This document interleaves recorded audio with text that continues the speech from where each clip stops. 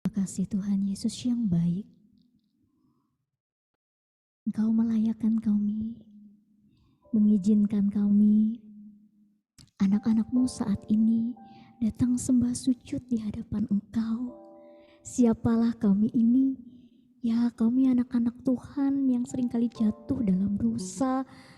Tetapi karena kasih dan kemurahan-Mu, Kau layakkan kami Tuhan.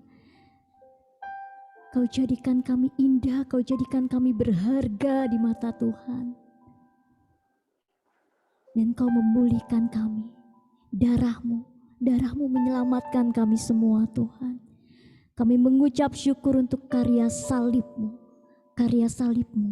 yang memenangkan dan memerdekakan kami semua. Sebentar lagi Tuhan, kami juga rindu, kami boleh dikuatkan lewat pewartaan firman-Mu yang sebentar akan disampaikan oleh anak-Mu yang Kau kasihi, Bapak Irhandi. Mari Tuhan Yesus, kami mau serahkan Pak Irhandi ke dalam tuntunan Roh Kudus-Mu saat ini. Tuhan berbicara saat ini lewat Pak Irhandi bagi kami semua. Tuhan sampaikan isi hati Tuhan kepada kami semua lewat Pak Irhandi. Kami siap mendengarkan, kami siap diberkati lewat pengajaran dan pewartaan firman saat ini. Kemuliaan kepada Bapa dan Putra dan Roh Kudus, seperti pada permulaan, sekarang, selalu, dan sepanjang segala abad. Amin. Silakan Koir. Baik, Dewi, thank you ya. Ibu Bapak sekalian, selamat malam. Salam jumpa, salam sehat, salam damai sejahtera. Hari ini kembali saya diberi kesempatan untuk membawakan firman di mimbar PDKK Haleluya. Dan tema yang saya pilih pada malam hari ini, karena hari ini tanggal 14 September, gereja pada setiap tanggal 14 September merayakan Pesta Salib Suci. Bu Bapak sekalian, salib ini merupakan ikon yang paling utama dalam kehidupan Kristiani. Setiap kita melangkahkan kaki ke dalam sebuah tempat yang bernama gereja, kita menemukan salib. Di rumah kita entah berapa banyak ikon salib tergantung gitu ya, atau terpasang di tembok atau di meja dan lain-lain. Demikian juga sebagai orang Katolik kita memiliki doa yang paling dasariah yang kita sebut sebagai doa tanda salib. Hari ini kita akan belajar bagaimana Tuhan berbicara kepada kita tentang apa maknanya salib bagi umat Kristen, terutama untuk umat Katolik. Namun karena hari ini saya baru saja kembali, saya butuh kekuatan, kita tundukkan kepala, kita berdoa sebentar, memohon penyertaan Tuhan supaya kita dapat merenungkan sabda Tuhan dengan baik. Allah Bapa yang Maha Baik, sungguh kami bersyukur pada malam hari ini Engkau berkenan mengumpulkan kami semua di tempat ini. Engkau tahu maksud dan tujuan kami berada di mimbar virtual ini. Kami ingin berkumpul, bersekutu, merenungkan sabda-Mu dan berdoa. Bapa, mungkin hari ini kami datang penuh dengan pergumulan hidup, penuh dengan beban, penuh dengan kelelahan fisik maupun rohani. Tapi kami percaya Tuhan, Engkau mengurapi kami satu persatu dengan jamahan Roh-Mu, sehingga kami beberapa saat ke depan akan mengkhususkan seluruh diri kami, seluruh hati kami, seluruh pikiran kami hanya ke dalam permenungan tentang sabda-Mu belaka. Berbicaralah Tuhan, supaya kami dapat mendengarkan dan kami dapat hidup dalam sabda-Mu. Terima kasih Bapak. Amin. Baik Ibu Bapak sekalian, sekarang saya akan share screen.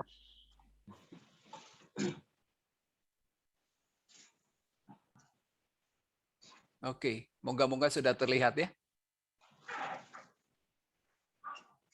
Baik, Ibu Bapak sekalian, Pesta Salib Suci dirayakan setiap tanggal 14 September. 14 September, menurut tradisi, salib suci yang menyalibkan Yesus ditemukan oleh Ratu Helena. Ratu Helena ini adalah seorang santa, orang kudus, ibu dari Raja atau Kaisar Konstantinus Agung. Kaisar Konstantinus Agung adalah kaisar yang pertama kali mengizinkan atau menjadikan agama Kristen sebagai agama resmi di Kekaisaran Romawi. Menurut kisah, pada tahun 326 Masehi, Ratu Helena mengadakan perjalanan dari Roma sampai ke Yerusalem. Kita bisa bayangkan perjalanan pada saat itu kurang lebih 3.000 kilometer. 3.000 kilometer ditempuh lewat jalur darat. Apa yang mendorong Ratu Helena ini melakukan perjalanan suci atau perjalanan kudus ini? Berbagai tradisi berbicara berbeda memang. Ada yang mengatakan bahwa kehidupan istana penuh dengan intrik. Salah satunya adalah kematian cucu kesayangannya, Crispus. Lalu juga kematian menantunya yang kedua, Fausta kalau tidak salah namanya. Lalu bagaimana intrik kehidupan istana membuat dia jengah, lalu dia memilih untuk meninggalkan istana dan mencari apa itu jati diri menjadi seorang Kristen. Maka dia melakukan perjalanan jauh itu. Bu Bapak sekalian, menarik sekali sebetulnya. Tempat Yesus dikuburkan memang kalau kita pergi ke Tanah Suci, kita akan temukan di gereja makam suci atau the Holy Sepulchre. Yesus disalibkan di Golgota, betul di Golgota. Lalu kita tahu dari Injil Yohanes, hari itu adalah hari persiapan Sabat, hari persiapan Paskah juga. Maka mayat-mayat ini harus segera diturunkan. Maka Yesus itu dimakamkan di salah satu gua, makam berbentuk gua yang terletak tidak jauh dari tempat penyaliban Yesus. Akan tetapi Kaisar Hadrianus sangat membenci orang-orang Kristen, lalu dia berusaha menghapuskan semua jejak Kristen di sekitar Bukit Golgota, maka dia menguruk ya Bukit Golgota itu dengan lumpur. Sayangnya karena kita tahu bukit, ada sebagian dari puncak Bukit Golgota itu yang tidak berhasil ditutup dengan tanah urukan atau dengan lumpur urukan. Maka ketika Ratu Helena ini mencari tempat di mana itu salib suci berada, dia minta tolong dari uskup Yerusalem yang waktu itu bernama Makarius. Lalu Makarius mengatakan, itu masih ada sisa sedikit, katanya. Masih ada sisa sedikit. Dengan mudah diketemukan lokasi penyaliban Yesus, lalu diadakan penggalian arkeologis, dan Ratu Helena menemukan 3 buah salib. Jadi kan memang kita tahu ya, Yesus disalibkan bersama dengan 2 orang penyamun. Nah, lalu plakat yang tulisannya INRI, Yesus orang Yahudi Yesus orang Nazaret raja orang Yahudi, ditemukan terpisah dari ketiga salib ini, sehingga Ratu Helena ini bingung yang mana ini yang merupakan salib Yesus. Kebetulan ada seorang wanita sakit keras pada saat itu, lalu wanita ini digotong mendekati ketiga salib ini. Lalu ketiga salib ini disentuhkan kepada bahu perempuan yang sakit itu. Salib pertama tidak terjadi apa-apa, salib kedua tidak terjadi apa-apa, baru pada salib ketiga terjadi mukjizat penyembuhan. Maka diketahuilah, oh ini salib suci, salib yang menyalibkan Yesus. Nah, kalau kita pergi ke gereja makam suci, sayangnya biasanya jarang dibawa ke kapel ya. Kapel salib suci yang lokasinya itu paling bawah, di sana ada patung Santa Helena bersama dengan salib Kristus. Nah, sekilas mengenai sejarahnya. Hari ini saya mengajak Ibu Bapak sekalian untuk mendalami ayat atau teks-teks kitab suci yang kita pakai pada misa hari ini. Jadi kalau tidak sempat ikut misa, kita nikmati teks kitab sucinya ya. Nah, bacaan pertama diambil dari Bilangan bab 21. Kita baca bersama-sama. Setelah mereka berangkat dari Gunung Hor, berjalan ke arah Laut Teberau ini Laut Merah, untuk mengelilingi tanah Edom, maka bangsa itu tidak dapat lagi menahan hati di tengah jalan. Ya, kenapa bangsa Israel ini sudah tidak tahan? Lalu mereka berkata melawan Allah dan Musa. Mengapa kamu memimpin kami keluar dari Mesir, supaya kami mati di padang gurun ini? Sebab di sini tidak ada roti dan tidak ada air, dan akan makanan hambar ini kami telah muak. Oh, rupanya mereka tidak tahan lagi karena bosan dengan mana, bosan dengan burung puyuh. Lalu mereka menyalahkan Musa, menyalahkan Allah. Kenapa kami repot-repot dibawa keluar dari Mesir? Di Mesir kami makan enak, ya, kami minum banyak. Di sini tidak ada roti, tidak ada air. Hidup kami susah di sini. Nah, saudara, karena kekurang ajaran bangsa Israel, apa yang dilakukan oleh Tuhan? Tuhan menyuruh ular-ular tedung, ular-ular sanca yang besar, datang ke antara bangsa itu, bangsa Israel, memagut mereka, sehingga banyak dari orang Israel ini mati. Jadi orang-orang yang tadinya ngoceh-ngoceh menggerutu, semua itu dihukum dengan pagutan dengan pagutan ular tedung. Nah, saudara, seperti biasa bangsa Yahudi ini, kalau sudah dihukum baru mereka menyesal. Kemudian datanglah bangsa itu mendapatkan Musa dan berkata, kami telah berdosa sebab kami berkata-kata melawan Tuhan dan engkau. Berdoalah kepada Tuhan supaya dijauhkannya ular-ular ini daripada kami. Lalu Musa berdoa untuk bangsa itu. Maka berfirmanlah Tuhan kepada Musa, buatlah ular tedung dan taruhlah itu pada sebuah tiang. Maka setiap orang yang terpagut, jika ia melihatnya akan tetap hidup. Jadi saudara, Musa ini harus membuat sebuah patung ular dari tembaga. Dari tembaga, lalu diikatkan pada sebuah tiang.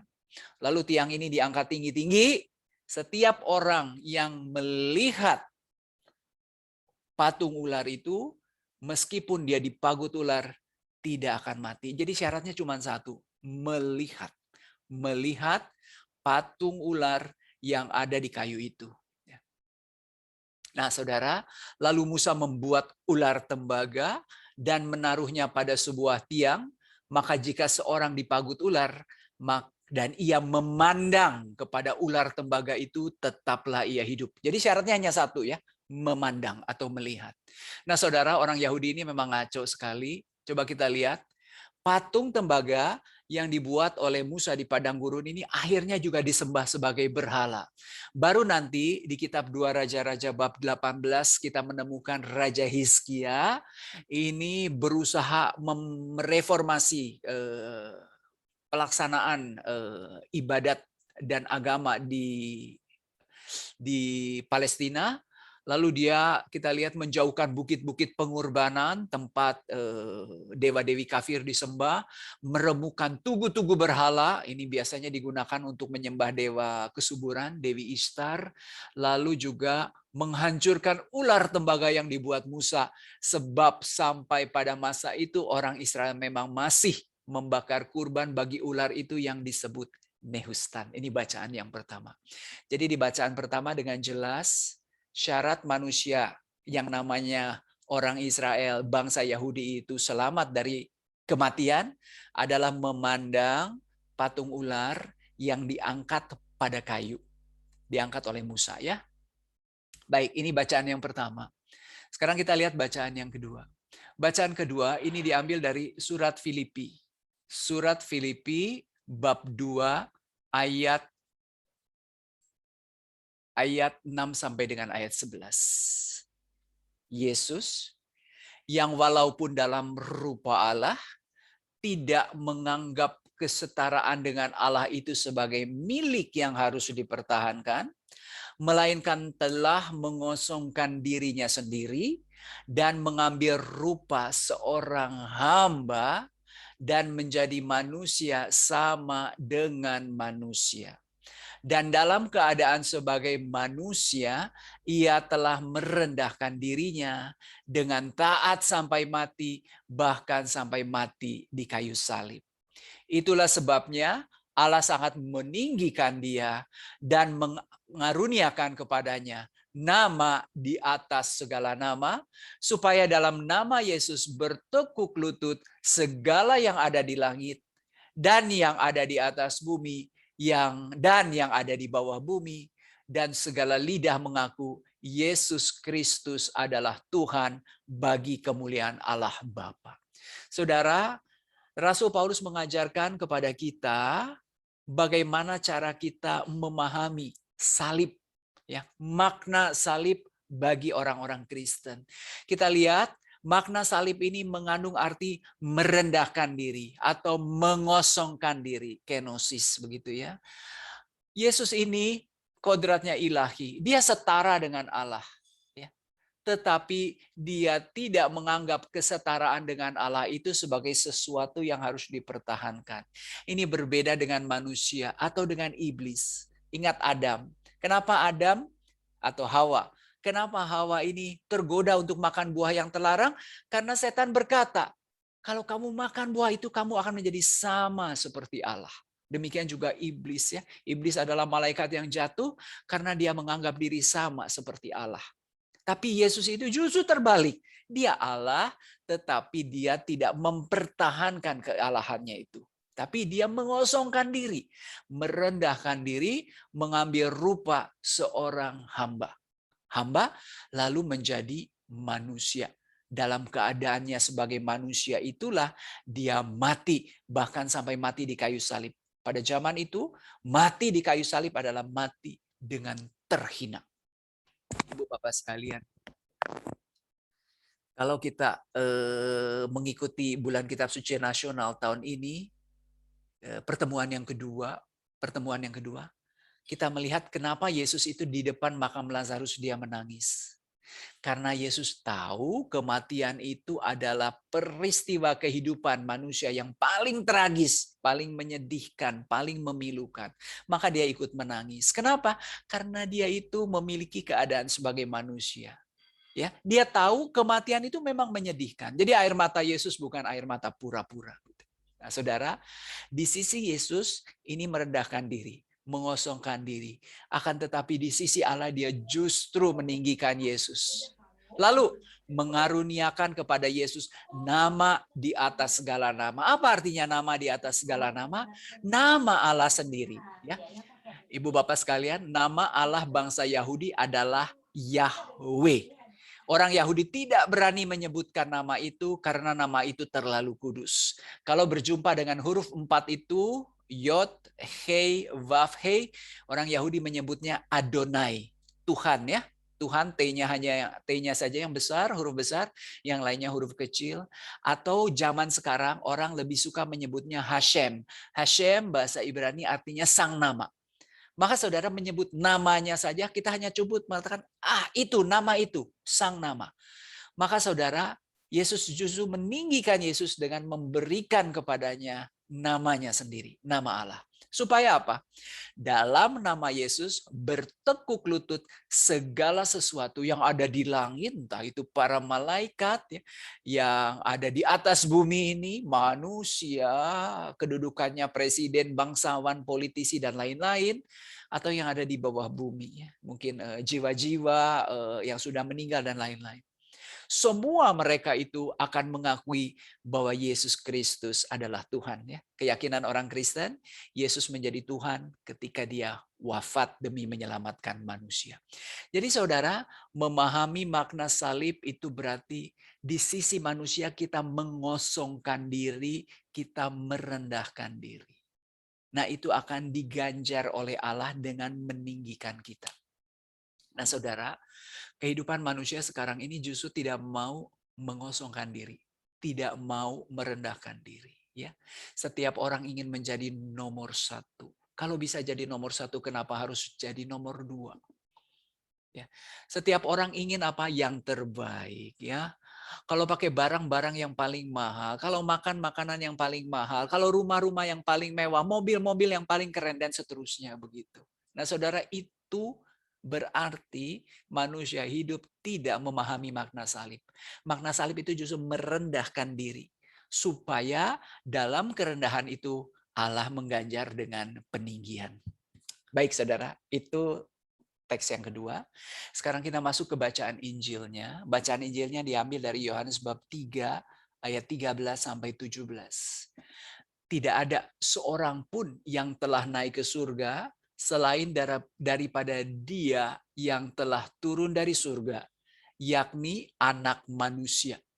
Dan sama seperti Musa meninggikan ular di padang gurun, demikian juga Anak Manusia harus ditinggikan, supaya setiap orang yang percaya kepadanya beroleh hidup yang kekal. Karena begitu besar kasih Allah akan dunia ini, sehingga Ia telah mengaruniakan anaknya yang tunggal, supaya setiap orang yang percaya kepadanya tidak binasa, melainkan beroleh hidup yang kekal. Sebab Allah mengutus anaknya ke dalam dunia bukan untuk menghakimi dunia, melainkan untuk menyelamatkannya oleh Dia. Saudara, Penginjil Yohanes mengatakan tidak ada seorang pun yang sudah naik ke surga kecuali Dia yang turun dari surga, yaitu Anak Manusia, Anak Allah, Yesus sendiri. Lalu nasib Anak Allah itu seperti apa? Oh, sama seperti ular yang ditinggikan Musa di padang gurun. Ya, kita ingat. Maka dia juga harus ditinggikan. Nah, saudara, ini istilah khas Injil Yohanes. Disalibkan itu menggunakan istilah ditinggikan karena memang benar. Kalau mati disalib, itu ditinggikan setidak-tidaknya 2 meter di atas tanah. Dan Yesus memilih mati dengan cara ditinggikan. Nah, supaya apa dia mati ditinggikan? Supaya setiap orang itu bisa melihat. Bisa melihat. Ya. Dan ingat, dia matinya di sebuah bukit. Tempatnya sendiri sudah tinggi.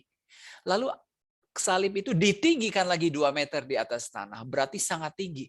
Sehingga saudara banyak mata bisa memandang ke arah Yesus. Ya, supaya setiap orang yang percaya kepadanya beroleh hidup yang kekal. Saudara, ingat, kalau tadi manusia cukup memandang patung ular di padang gurun, ya. Tetapi kalau di Injil Yohanes dikatakan setiap manusia harus percaya. Percaya kepada siapa? Kepada Yesus yang ditinggikan. Lalu penginjil Yohanes mengatakan bahwa kasih Allah itu sangat besar sehingga ia mengaruniakan anaknya yang tunggal. Saudara, dalam Injil Yohanes, kasih itu selalu merupakan sebuah aksi, bukan hanya emosi belaka. Maka saudara, kasih yang paling besar itu adalah kasih yang ditujukan oleh Allah yang berbuat sesuatu. Dia mengaruniakan anaknya yang tunggal. Supaya apa? Supaya setiap orang, kembali lagi diulang, yang percaya kepadanya tidak binasa, melainkan beroleh hidup yang kekal. Sebab Allah mengutus anaknya ke dunia bukan untuk menghakimi dunia, melainkan menyelamatkan dunia. Jadi saudara, reaksi atau tanggapan yang dibutuhkan oleh manusia adalah percaya kepada Yesus. Kalau kita percaya kepada Yesus, maka kita tidak binasa. Nah, Ibu Bapak sekalian, hari ini adalah pesta salib suci, akan tetapi aslinya kita sebutnya Exaltatione Sancte Crucis, pemuliaan salib suci. Ini nama pesta hari ini. Nah, saudara, tadi saya sudah jelaskan di bagian awal, salib suci ini ditemukan oleh Santa Helena. Santa Helena ini hidup tahun 248 sampai 330 Masehi, dan dia melakukan perjalanan tahun 326 Masehi. Berarti benar-benar sudah di penghujung ya usia dia. Baik, nah ini adalah gambar dari kapel Santa Helena menemukan salib suci. Ini adalah gambar salib suci yang dipeluk oleh Santa Helena ya. Nah, kalau kita lihat di sana jarang tapi orang dibawa ke sana karena tempatnya paling bawah gitu ya. Di sini kalau kita lihat ini bekas sebuah galian atau quarry begitu, dan di quarry ini masih ada sisa-sisa tetesan air. Jadi dulunya quarry ini tempat untuk mengumpulkan air. Tahu ya, Yerusalem bukan kota yang kaya air. Maka air-air ini rata-rata diambil dari tanah dalam bentuk galian-galian, seperti sumur-sumur dangkal begitu. Maka saudara, kita lihat betul kan, bahwa ketika Yesus itu wafat di kayu salib, dia memberikan hidup kepada manusia supaya manusia tidak binasa. Tahu dari mana? Oh, karena air adalah sumber kehidupan. Ini menarik nih, kalau pergi ke sana nanti boleh dikunjungi. Nah saudara, kenapa dipilih tanggal 14 September? Makanya 14 September, rupanya Kaisar Konstantinus Agung sendiri ini pernah mendapat penglihatan salib. Pernah mendapatkan penglihatan salib. Nah, pada saat itu, dia ini berperang melawan Maxentius. Maxentius itu siapa? Ya, saingan lah ya. Saingan memperebutkan tahta kerajaan atau tahta kekaisaran Romawi. Jadi Maxentius ini tidak terima Konstantin ini menjadi kaisar, lalu memerangi Konstantinus Agung. Dan Konstantinus Agung terus terang ini merasa terancam gitu ya kedudukannya oleh Maxentius. Ketika suatu saat beliau sedang berperang pada tahun 3012 tanggal 27 Oktober, tiba-tiba Santo Konstantinus Agung ini mendapatkan penglihatan. Penglihatannya kita lihat salib. Lalu ada suara yang berkata, Konstantin, kamu bisa mengalahkan musuhmu dengan mengandalkan salib ini. Nah, dari situlah Konstantinus Agung itu sadar, lalu dia bersemangat berperang, terutama dalam perang di Milvian Bridge melawan Maxentius. Maxentius ini kalah. Ini bridge ya, jembatan. Maxentiusnya itu mati, kecebur ke dalam sungai, sungai Tiber. Nah, saudara, ketika pada tanggal 14 September tahun berikutnya, Kaisar Konstantin Agung ini menetapkan agama Kristen sebagai agama resmi Kekaisaran Romawi, lalu ikon salib ini diarak keliling kota Roma pada tanggal 14 September. Maka 14 September menjadi hari raya pemuliaan salib suci ya, atau pesta salib suci. Nah, saudara, ada satu ayat dari Injil Yohanes, hari ini saya mau bagikan sedikit sharing. Di Yohanes bab 12 ayat 32 sampai 33, ada ayat yang berbunyi seperti ini. Dan aku, Yesus ya, apabila aku ditinggikan dari bumi, aku akan menarik semua orang datang kepadaku. Ini dikatakannya untuk menyatakan bagaimana caranya ia akan mati. Yesus itu mati disalibkan, berarti ditinggikan. Karena ditinggikan, setiap mata itu bisa mengarah kepada Yesus. Maka dikatakan, ketika aku disalibkan, ditinggikan dari bumi, aku menarik semua orang datang kepadaku. Tubuhku menjadi magnet, menarik semua orang datang kepadaku. Dalam Injil Yohanes, kalau kata datang kepada Yesus berarti percaya kepada Yesus beroleh keselamatan. Ya, saudara, saya bagikan sebuah kesaksian singkat nih, kurang lebih 20 tahun yang lalu, tidak sampailah 17-16 tahun yang lalu, ibu saya ini kena stroke. Lalu kakak saya bertanya kepada saya, si mama apa kita baptis aja ya? Karena ibu saya itu pemeluk agama Buddha gitu, taat. Cuma saya katakan begini, selama hidupnya tidak pernah ya menunjukkan keinginan untuk pindah agama Katolik. Rasanya kalau sekarang saya baptis dia, ketika dia tidak mempunyai kekuatan untuk menolak, tidak bisa juga memberikan jawaban ya atau tidak, kok kayaknya saya memaksakan kehendak saya gitu. Udahlah, tidak usah saya bilang gitu. Nah, pada saat itu karena mama saya stroke, tidak bisa bicara, tidak bisa bangun begitu. Juga tidak bisa berkomunikasi. Ada satu hal yang selalu menjadi pertanyaan bagi saya dan kakak saya, yaitu ada sebuah laci di lemari dia yang tidak bisa dibuka. Nah, kita tahu lah ya kalau orang tua 70 tahunan sekian ada laci tidak bisa dibuka, kita bayangkan, aduh kita bereskan, takutnya ada barang berharga di dalamnya, takut dicuri orang dan lain-lain. Lalu bagaimana cara membuka laci itu? Tentu saja kita juga nggak berani kurang ajar ya, karena ibu saya kan meskipun dia terbaring kan ada di kamar dia. Kalau kita bongkar lacinya, waduh, kita juga takut menyinggung perasaan dia. Gitu. Akhirnya kita cek dan berhasil kita buka laci itu. Tahu cara membukanya bagaimana?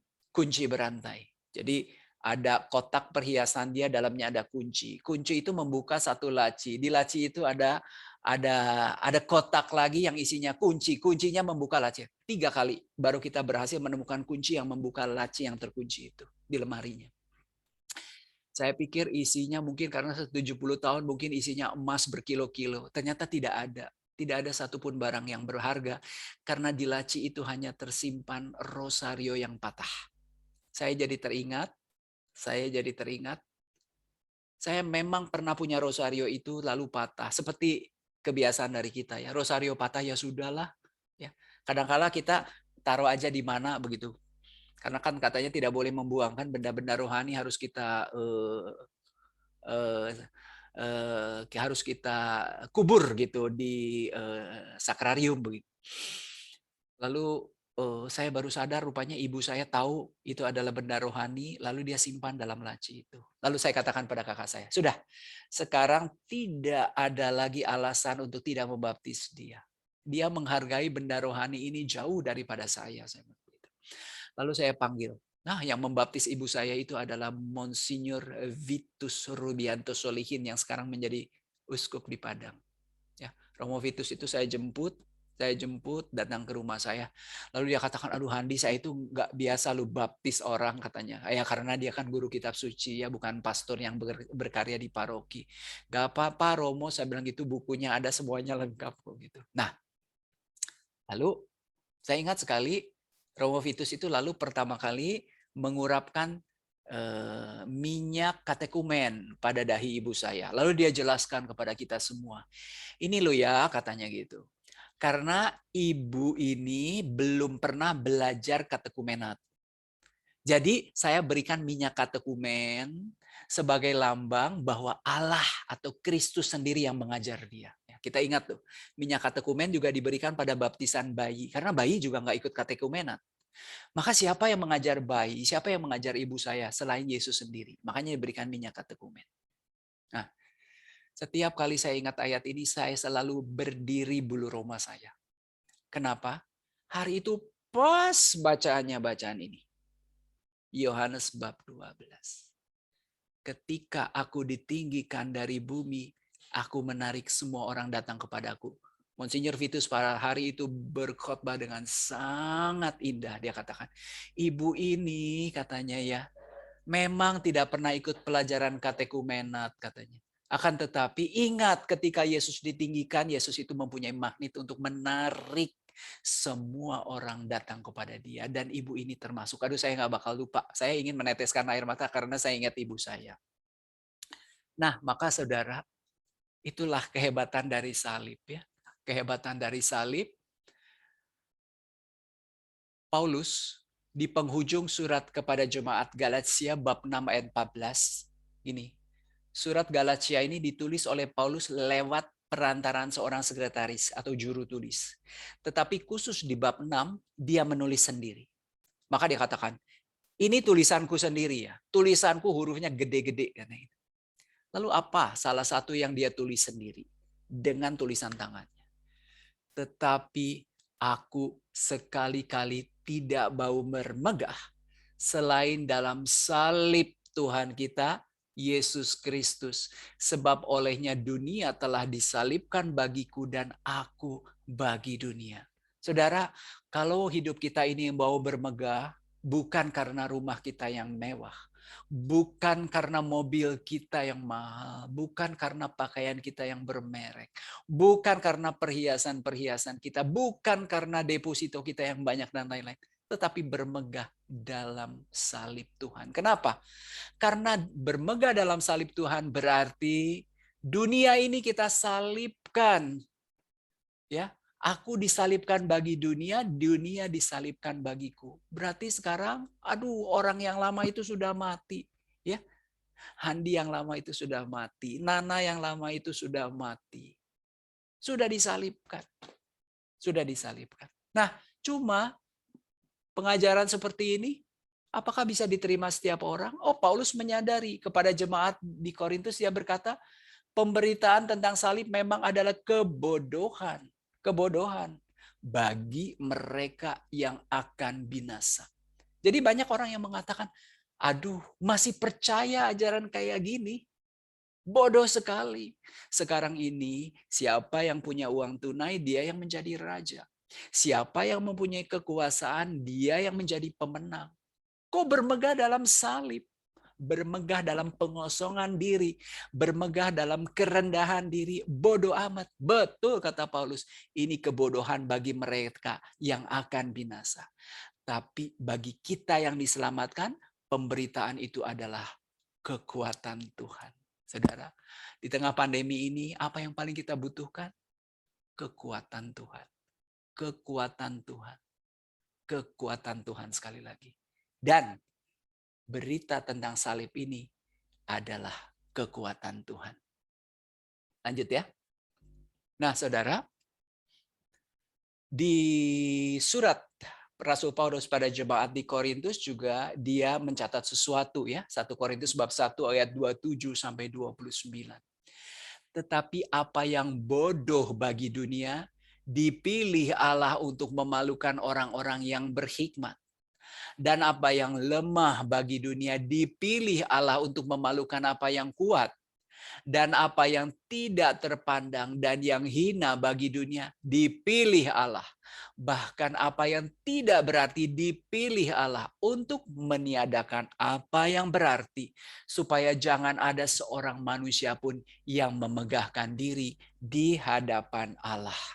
Saudara, di sini saya berikan stabilo 4 kali kata dipilih. Saudara, kalau kita itu mengikuti pemberitaan salib, mungkin kita dikatakan bodoh sekarang. Siapa yang mau hidup bermegah dalam salib? Saya bermegah dalam kekayaan saya, dalam kepandaian saya, ya, dalam kehebatan saya. Aduh, kok bermegah dalam salib? Bodoh, nggak apa-apa. Yang bodoh bagi dunia dipilih untuk memalukan orang yang berhikmat. Orang-orang yang merasa pintar sekarang justru akan dipermalukan oleh orang-orang yang bodoh. Lalu yang kedua, salib. Aduh, mengosongkan diri. Ya, itu mah lemah dong, jadi orang lemah. Sekarang ini yang kuat, yang menang. Hukum rimba. Dunia ini perlu orang-orang yang kuat, ya, yang punya ambisi menggebu-gebu. Gak apa-apa. Apa yang lemah bagi dunia dipilih Allah untuk memalukan apa yang kuat. Yang ketiga, ya ilah bermegah dalam salib kayak begini ya. Aduh, tidak terpandang. Karena apa? Orang memandang manusia dari apanya? Dari kesuksesannya, ya, dari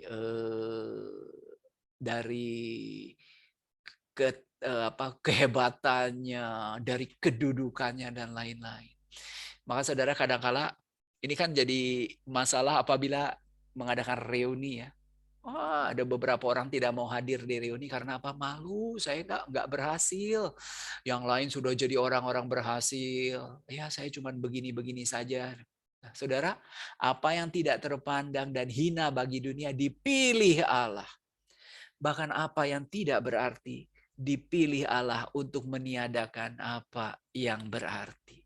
Mungkin orang akan bertanya, kok kalian mau sih ya meluangkan waktu kalian dari jam 7:30 sampai jam 9 hanya untuk mendengarkan nyanyi-nyanyi begitu, firman seperti begitu. Buat apa sih?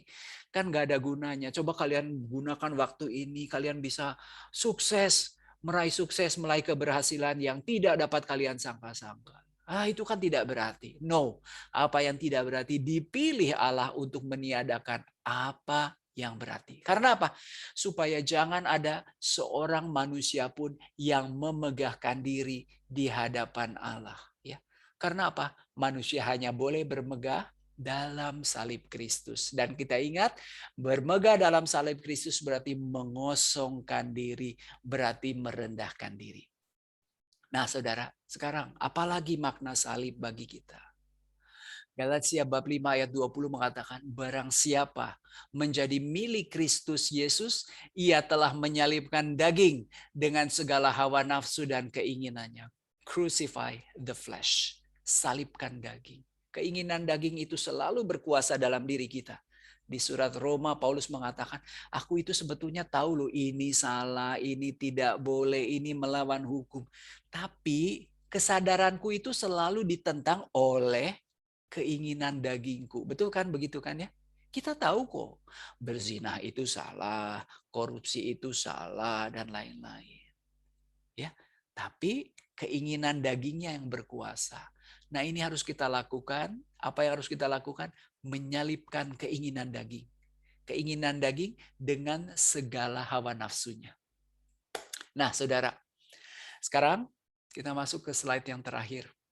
Di Roma bab 8. Roma bab 6 dulu. Karena kita tahu bahwa manusia lama kita telah turut disalibkan supaya tubuh dosa kita hilang kuasanya agar jangan kita menghambakan diri lagi kepada dosa. Ingat ya, ketika kita itu dibaptis, manusia lama kita itu disalibkan. Lalu kita itu ditarik oleh Yesus yang ditinggikan. Maka tubuh dosa ini sudah kehilangan kuasanya. Maka jangan kita menghambakan diri lagi kepada dosa. Jangan balik lagi. Ya, jangan balik lagi. Banyak orang mengalami pertobatan, 1-2 tahun kembali balik lagi ke dalam kehidupan dosa. Jangan. Ini makna salib. Lalu di Roma bab 8 ayat 13, sebab jika kamu hidup menurut daging, kamu akan mati. Tetapi jika oleh roh kamu mematikan perbuatan-perbuatan tubuhmu, kamu akan hidup. Teman-teman, kalian orang-orang karismatik adalah orang-orang yang berdevosi kepada Roh Kudus. Ingat ayat ini. Jika oleh roh kamu mematikan perbuatan-perbuatan dagingmu, kamu akan hidup. Inilah esensinya menjadi orang-orang devosan kepada Roh Kudus ya. Bukan hanya kalian itu cukup misalnya memuliakan Tuhan dengan puji-pujian ya, atau berdoa dengan bahasa roh. Tetapi justru yang paling penting adalah dengan roh mematikan perbuatan-perbuatan daging. Supaya kita semua menjadi hidup. Bu Bapak sekalian, slide saya selesai, saya tutup renungan pada malam hari ini. Rupanya Pesta Salib Suci ini memiliki makna yang luar biasa bagi kita, terutama bagi orang Katolik ya. Orang Katolik ini di rumah saja gantung beberapa ikon salib, ya toh. Setiap hari membuat tanda salib sudah berapa kali tidak tahu begitu. Tapi hari ini kita diingatkan lagi apa makna salib buat kita. Saya ulang sekali lagi, satu, bagi kita salib itu berarti mengosongkan diri, merendahkan diri, ya. Dan ini akan diganjar dengan peninggian oleh Allah sendiri. Yang kedua, kita harus menyalibkan keinginan daging kita karena tubuh kita yang berdosa itu sudah mati. Jangan kita balik lagi dalam kehidupan dosa. Yang ketiga yang harus kita ingat bahwa pemikiran kita tentang salib itu selalu akan dipandang remeh, akan dihina oleh orang lain, ya, oleh dunia dikatakan. Tetapi jangan takut, apa yang dianggap remeh justru paling penting. Apa yang dihina justru akan mempermalukan, ya, mempermalukan. Semoga dengan renungan ini kita akan sadar bahwa setiap kali kita membuat tanda salib, kita ingat Tuhan, saya sudah menyalibkan tubuh saya yang berdosa. Jangan biarkan saya jatuh ke dalam kehidupan dosa lagi. Shalom, selamat malam. Amin. Terima kasih Pak Irhandi. Ada intensi yang mau didoakan Pak? Nanti Arsi tayakan. Ya, silakan. Oke. Ini saya yang doakan? Betul Pak. Oke, tadi juga kita memang belum tutup dalam doa ya. Kita hening sebentar.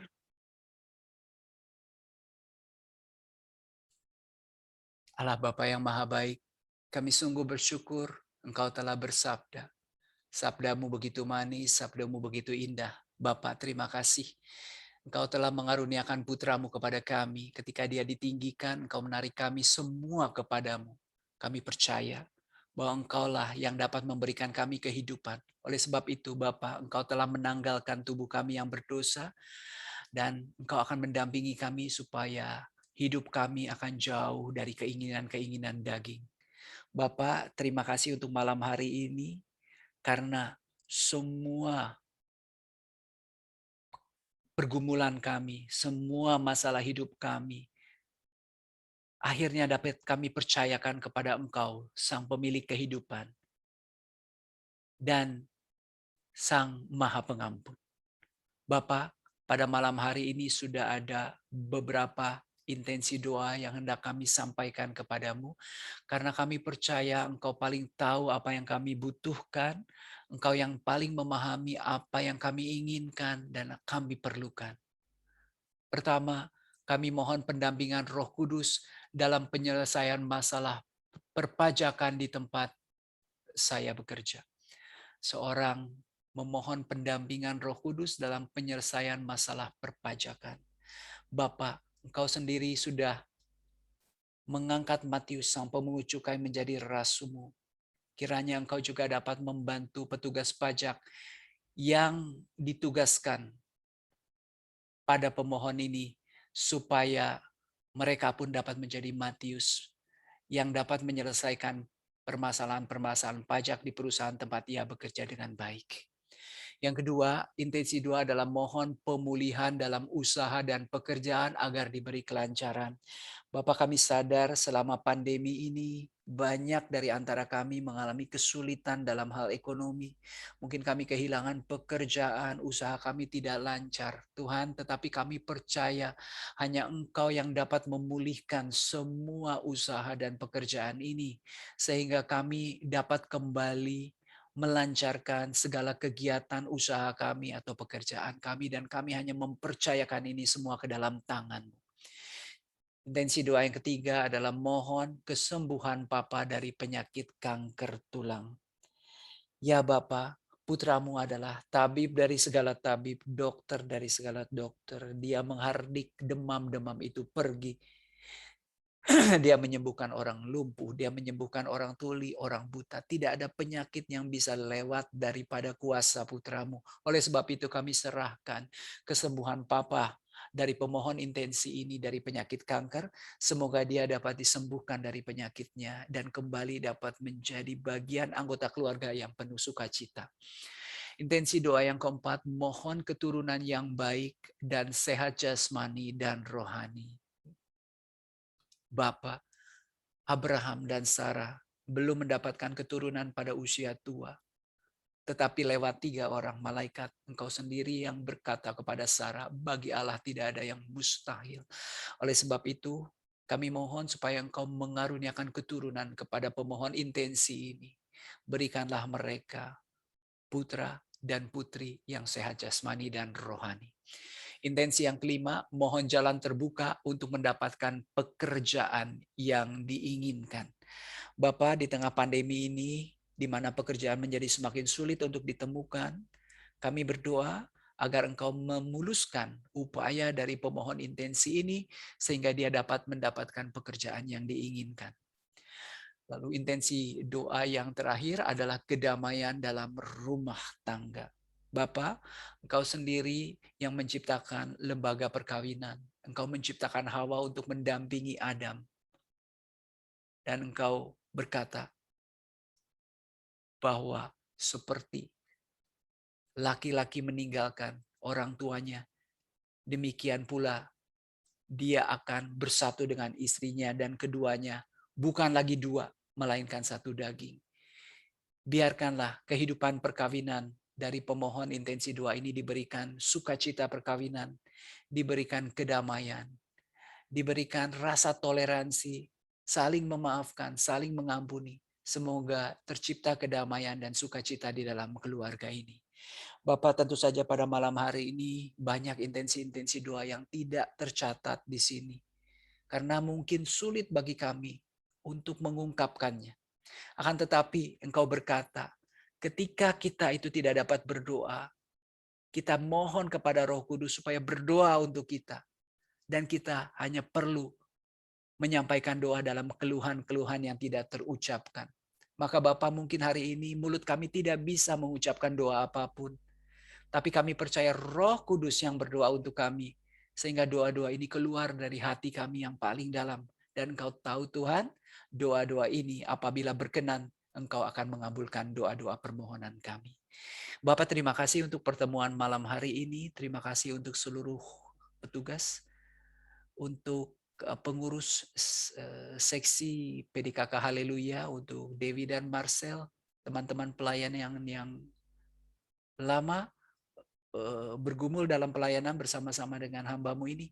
Kiranya Engkau mengaruniakan berkat. Demikian juga untuk semua orang yang berpartisipasi pada acara virtual ini. Engkau memberikan berkat damai sejahtera. Engkau memberikan kesehatan, menjauhkan mereka dari sakit, penyakit, dan mara bahaya. Karena kami percaya Tuhan, Engkaulah sang pemilik kehidupan dan Engkau akan memberikan keselamatan dan kehidupan kekal kepada kami. Terima kasih Bapa.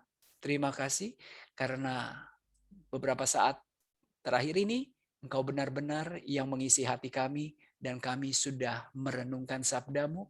Semoga sabda-Mu ini dapat berbuah melimpah di dalam diri kami. Terima kasih Tuhan, terima kasih Tuhan. Amin. Baik. Ya, silakan Dewi. untuk Baik, persembahan. mari Bapak Ibu, saat ini kita mau melanjutkan ke dalam persembahan. Kita sudah diberkati oleh Tuhan dengan luar biasa. Mari kita juga mau memberikan